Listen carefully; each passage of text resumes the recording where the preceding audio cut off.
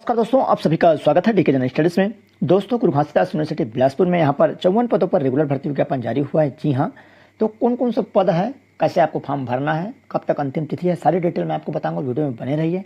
Channel में पहली बार आए, चैनल को सब्सक्राइब जरूर कर लीजिएगा। साथ ही साथ बेल घंटी के जो बटन उसको भी प्रेस कर ले, ताकि जब भी कोई नई वीडियो आए तो उसका नोटिफिकेशन आप तक अवश्य पहुंचे। वीडियो अच्छा लगे, जानकारी पसंद आए तो लाइक करिए और अपने दोस्तों के साथ शेयर करना न भूलेगा। तो चलिए आगे बढ़ते हैं। यहाँ पर गुरु घासीदास विश्वविद्यालय बिलासपुर में भर्ती विज्ञापन जारी हुआ है, जिसमें विभिन्न सांविधिक एवं गैर शैक्षणिक पदों के लिए विज्ञापन जारी हुआ है।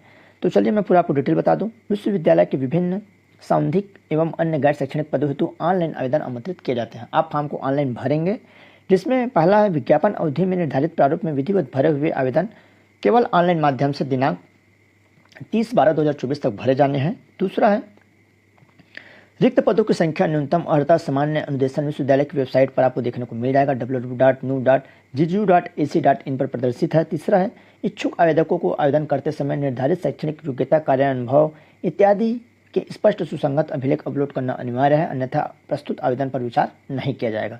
चौथा है निर्धारित अप्रतिदेय आवेदन शुल्क समूह अपद के लिए, समूह ग्रुप अपद के लिए 2500 रुपये लगेगा। अनुसूचित जाति, अनुसूचित जनजाति, दिव्यांग एवं महिला अभ्यर्थियों के लिए 1000 रुपये लगेगा ग्रुप ए पद के लिए। उसके बाद पांचवा है अनुसूचित जाति, अनुसूचित जनजाति, अन्य पिछड़ा वर्ग और दिव्यांग आर्थिक रूप से कमजोर वर्ग के अभ्यर्थियों को भारत सरकार विश्वविद्यालय अनुदान आयोग के नियमों के अनुसार आरक्षण में छूट प्रदान की जाएगी। विज्ञापन में अलग अलग श्रेणियों के अंतर्गत विभिन्न पदों के लिए शिक्षा मंत्रालय, भारत सरकार विश्वविद्यालय अनुदान आयोग के द्वारा दिशा निर्देश दी गई है। निर्देशानुसार यदि कोई हो तो रिक्त पदों पर परिवर्तन किया जा सकेगा। इस विज्ञापन से संबंधित सूचनाएं, परिवर्तन अथवा संशोधन की जानकारी केवल विश्वविद्यालय के वेब पोर्टल पर प्रदर्शित की जाएगी। अतः इच्छुक अभ्यर्थियों को सलाह दी जाती है कि अधिक जानकारी के लिए विश्वविद्यालय की वेब पोर्टल पर नियमित रूप से अवलोकन करें एवं अपने आप को अध्ययन रखें। तो जो भी अभ्यर्थी को फॉर्म भरना है, थोड़ा इसमें जो उसका फीस है ज़्यादा है।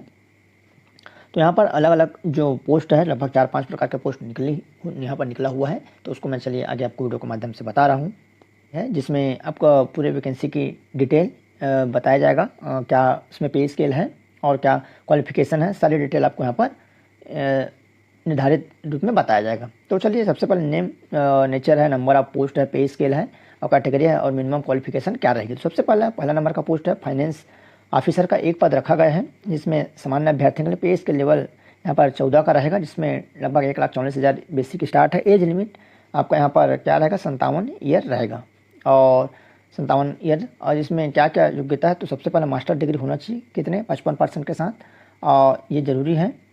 उसके बाद आपका 15 ईयर का एक्सपीरियंस होना अनिवार्य है। तो ये जो अभ्यर्थी जो ऑलरेडी पहले से ही जो असिस्टेंट प्रोफेसर के पद पर कार्यरत है लेवल 11 का, और यहाँ पर 15 ईयर जो असिस्टेंट प्रोफेसर है, और लेवल 11 का जो पद 8 साल के लिए बोला गया, लेवल 12 में यहाँ पर जो है एसोसिएट प्रोफेसर, वो इसमें फॉर्म भर सकते हैं। तो ये आप सभी के लिए नहीं है, जो बेरोजगार अभ्यर्थी उसके लिए नहीं है, जो ऑलरेडी यहाँ पर पोस्टेड है उसके लिए है।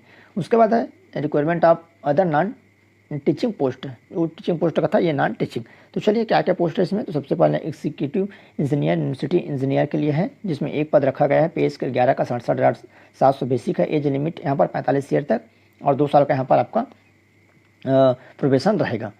इसमें क्या क्या योग्यता है, तो फर्स्ट क्लास आपका बैचलर डिग्री इन सिविल या इलेक्ट्रिकल इंजीनियरिंग में होना चाहिए कोई भी यूनिवर्सिटी से। अगर आप सिविल में या इलेक्ट्रिकल में किए हैं तो इसमें भर सकते हैं। साथ ही साथ दूसरा है 8 ईयर्स का आपको एक्सपीरियंस होना चाहिए, जो कि असिस्टेंट इंजीनियर के लिए कोई भी जो रिलेटिव फील्ड है, जिसमें PWD है, स्टेट गवर्नमेंट PWD या सेंट्रल PWD या स्टेट गवर्नमेंट के अंतर्गत अगर आपने किए हैं 8 वर्ष का अनुभव और 200 करोड़ रुपए जो कंपनी है या फिर कोई निजी कंपनी से अगर आप किए हैं जिसका टर्नओवर 200 करोड़ है, तो आप वहाँ से जो अगर आपके पास अगर अनुभव है तो भर सकते हैं, भी आपका रहेगा। उसके बाद है ग्रुप बी का पोस्ट है, जिसमें असिस्टेंट का एक पद है, सामान्य अभ्यर्थियों के लिए लेवल 6 का 35,400, एज लिमिट 35 ईयर और 2 साल का प्रोबेशन रहेगा। इसमें योग्यता क्या है, तो बैचलर डिग्री आपका होना चाहिए कोई भी यूनिवर्सिटी से अगर आप स्नातक हैं। साथ ही साथ आपका 3 साल का एक्सपीरियंस यूडीसी जो अपर डिवीजन क्लर्क का जो यहाँ पर लेवल 4 का सेंट्रल या स्टेट में अगर आप इसमें अनुभव रखते हैं या कोई भी निजी संस्थान से जिसका 200 करोड़ का टर्नओवर है, तो फॉर्म भर सकते हैं। तो इसमें आप जरूर ध्यान रखिएगा। जिसमें आपका जो टाइपिंग है, कंप्यूटर टाइपिंग, ये आपका आना चाहिए। उसके बाद है असिस्टेंट इंजीनियर का एक पद है, जिसमें सामान्य अभ्यर्थियों के लिए लेवल 7 का पेमेंट। इसमें फर्स्ट क्लास बैचलर डिग्री आपको होना चाहिए रिलेटिव फील्ड से, इसी फील्ड से और कोई भी यूनिवर्सिटी से, तो इसी फील्ड से बोला गया है और 3 साल का एक्सपीरियंस बोला गया है। या किसी 200 करोड़ के जो टर्नओवर है सालाना कंपनी का, उसमें अगर आपका एक्सपीरियंस है तो फॉर्म डाल सकते हैं।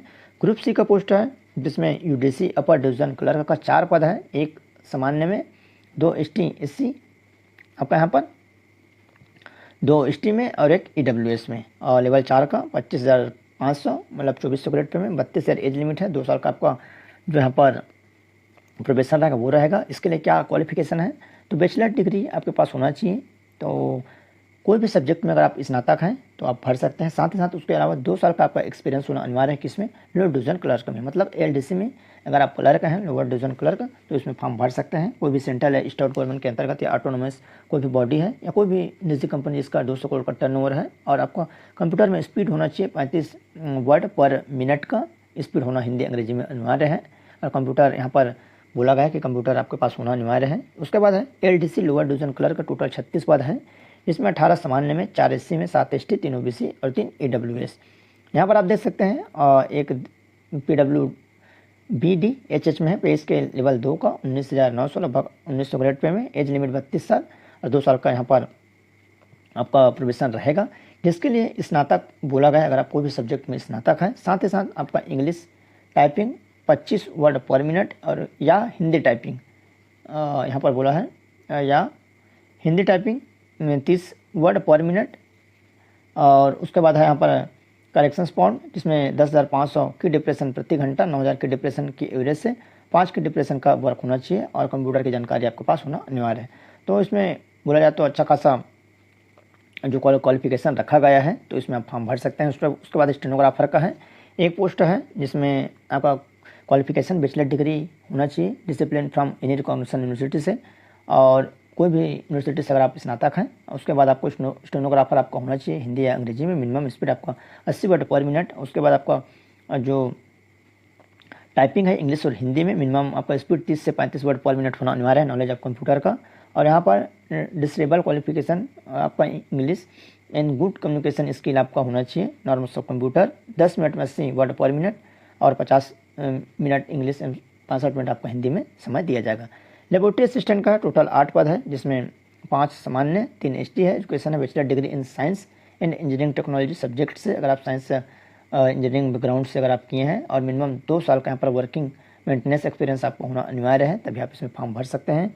पोस्ट है लेबोरेटरी अटेंडेंट का 1 पद, एजुकेशन क्वालिफिकेशन 12वीं पास जो कि साइंस सब्जेक्ट से आपको होना चाहिए, चाहे सेंट्रल से या स्टेट से, या 10वीं पास आपको होना चाहिए सेंट्रल स्टेट बोर्ड से, साइंस सब्जेक्ट आपको होना चाहिए यहाँ पर, या skill certificate programme in laboratory technology में, ये आपको होना अनिवार्य है।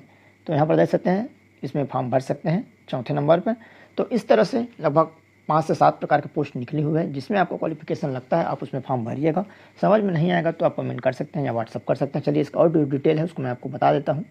तो यहाँ पर अभ्यर्थियों के लिए सामान्य निर्देश है। तो सबसे पहला क्या निर्देश है, तो विश्वविद्यालय में वैधानिक गैर शैक्षणिक और स्थायी पदों के लिए 30/12/2024 तक आपको ऑनलाइन आवेदन भरना है।